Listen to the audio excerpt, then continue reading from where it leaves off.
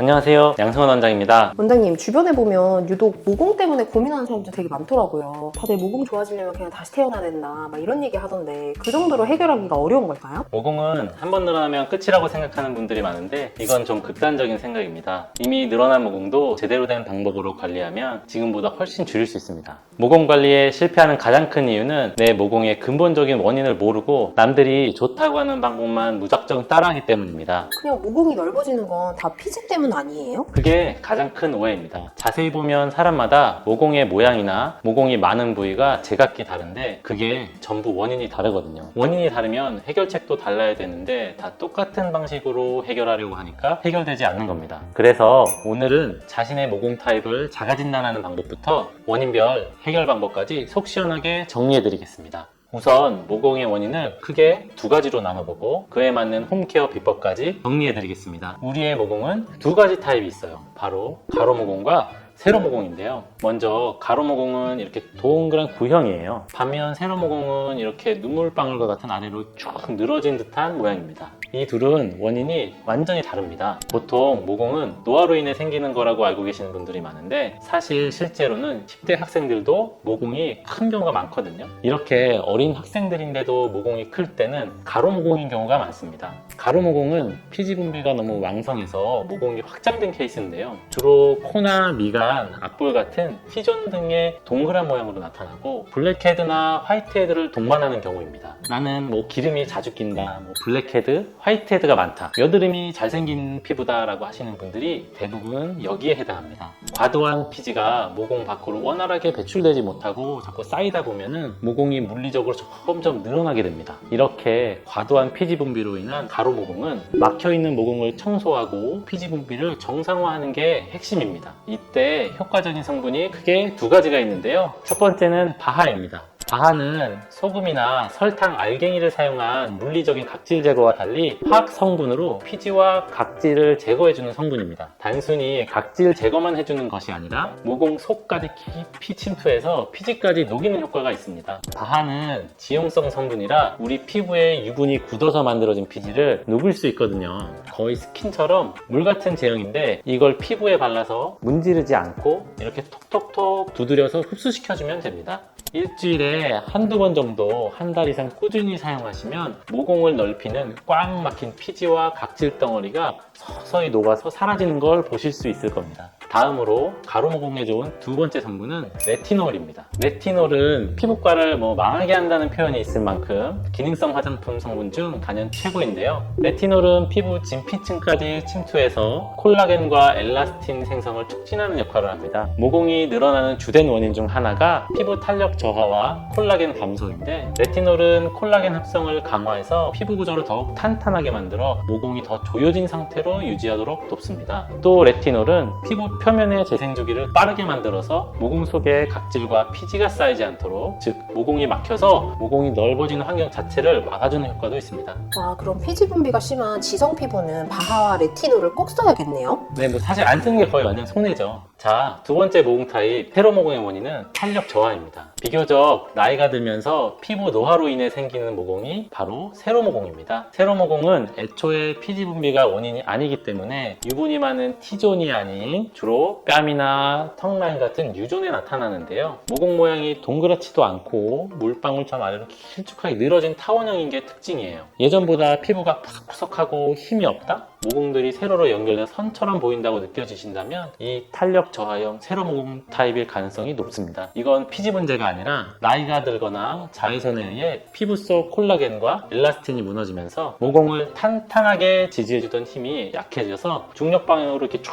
늘어지는 겁니다. 그래서 세로모공에서 가장 중요한 건 바로 자외선 차단입니다. 제가 상담할 때 보면 비싼 리프팅 시술은 다 하시는데 자외선 차단제는 대충 바르거나 아예 안 바르시는 분들이 의외로 많거든요. 끈적거려서 싫거나 화장이 밀려서 싫고 이런 이유로 안 바르시는 분들이 많은데 이건 거의 밑 빠진 독에 물 붓는 거나 다름이 없습니다. 자외선, 특히 UVA는 우리 피부 속 콜라겐 기둥을 매일매일 파괴하는 주범입니다. 아무리 좋은 시술로 콜라겐을 만들어놔도 자외선 차단으로 방패막을 만들어주지 않으면 다 무용지물이 되는 거죠. 자외선 차단제를 꼼꼼히 바르는 것만으로도 5년 뒤 혹은 10년 뒤 내 모공 모양이 달라집니다. 마지막으로 가로모공이든 세로모공이든 공통적으로 꼭 지켜야 할 수칙도 두 가지가 있는데요. 첫 번째로 올바른 클렌징 습관부터 만드셔야 됩니다. 특히 너무 뜨거운 물 또는 너무 차가운 물로 세수하거나 뽀드득 소리가 날 때까지 씻는 습관이 있다면 오늘부터 당장 버리셔야 됩니다. 이건 남들보다 10년은 빨리 녹는 지름길이에요. 우리 피부를 보호하는 첫 번째 원칙은 최대한 자극을 줄여주는 겁니다. 그런데 뜨거운 물과 차가운 물 모두 피부에 자극적인데 또 뽀드득 소리가 날 만큼 세정력이 강한 클렌저를 사용해서 기름기를 모두 제거하는 습관은 우리 피부에 필요한 기름기까지 제거해서 피부를 보호하는 피부 장벽을 망가뜨립니다. 피부 장벽이 무너지면 피부는 더 건조해지고 외부 자극에 취약해져서 모든 피부 문제를 악화시킵니다. 그래서 세안은 언제나 미지근한 물로 해주시는 게 좋아요. 또 클렌저는 약산성 클렌저를 사용하셔야 됩니다. 약산성 클렌저는 세정력이 지나치게 강하지 않아서 피부에 필요한 유분과 수분을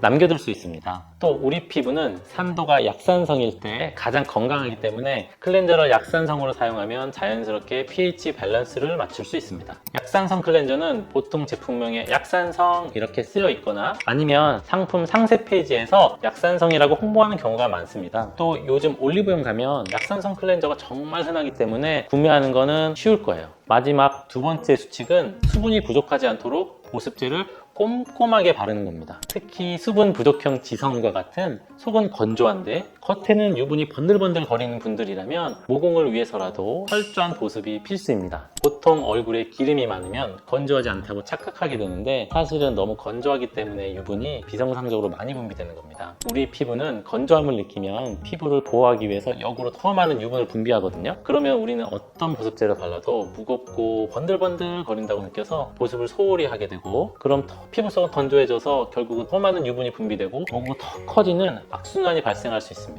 또 건성 피부 역시 수분 부족으로 인해 피부 탄력이 떨어지면서 모공이 세로로 이렇게 쭉 늘어질 수 있습니다. 그럼 어떻게 보습을 해야 하느냐? 딱 두 가지만 기억하세요. 첫째, 채운다.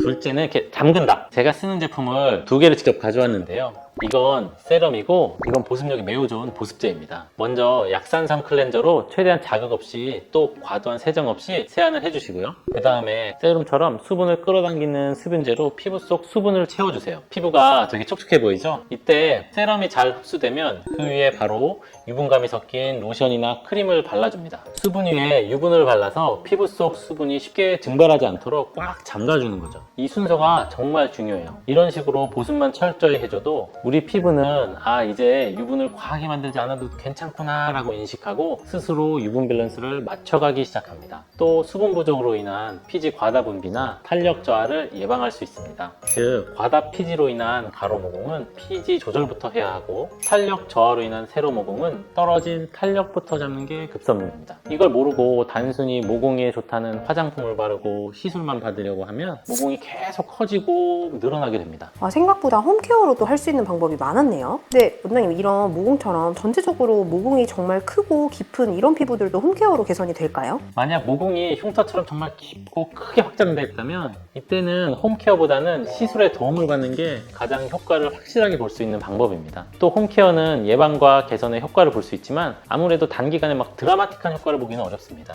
다만 시술을 결정할 때도 단순히 남들이 많이 하는 시술, 모공으로 유명한 시술을 선택하는 게 아니라 내 모공 타입에 맞는 시술을 선택하셔야 됩니다. 먼저 유분이 많은 가로 모공은 두 가지 목표를 가져야 하는데요. 첫째는 피지선 자체를 줄여서 피지 분비를 줄이는 것. 둘째는 이미 넓어진 모공 주변에 콜라겐을 재생시켜 모공을 조여주는 겁니다. 이 두 가지를 동시에 해주는 효과적인 시술 중에 하나가 바로 포텐자나 시크릿과 같은 미세침 고주파 장비입니다. 아주 미세한 바늘이 피부 속에 들어가서 순간적으로 고주파 에너지를 방사하는데요. 이 열 에너지가 피지선을 부분적으로 위축시키고 주변 진피층의 콜라겐 재생을 자극합니다. 그러니까 피지 준비를 줄이면서 동시에 모공 탄력까지 높여주는 거죠. 그런데 10대나 20대 초반처럼 무화보다는 순수하게 피지 분비가 너무 많은 게 문제라면 스킨보톡스도 아주 좋은 선택지가 될 수 있습니다. 보톡스를 피부 얕은 층에 주사하면 피지선에 피지를 만들라고 신호를 보내는 신경 전달 물질의 분비를 차단해서 유분 생성을 눈에 띄게 줄여주거든요. 동시에 모공이 탄력 있게 수축하는 듯한 효과도 볼 수 있습니다. 다만 스킨보톡스는 아직 어린